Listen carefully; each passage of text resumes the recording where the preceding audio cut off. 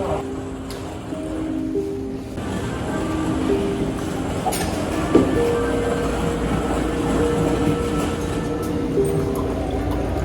this?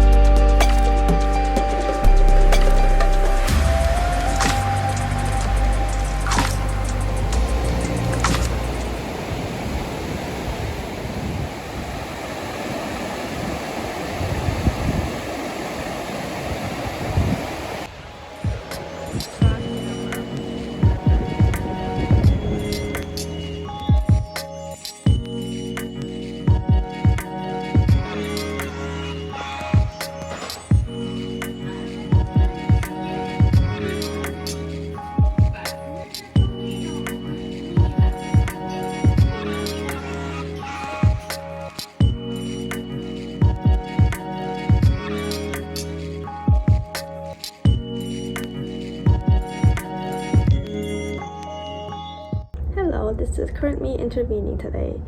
For the rest of our last night in Kyoto, we basically walked around this Google Map region that I printed out and mapped out our walking route. We took the bus from the Golden Temple, which took about an hour and a half to go to Gyeong District.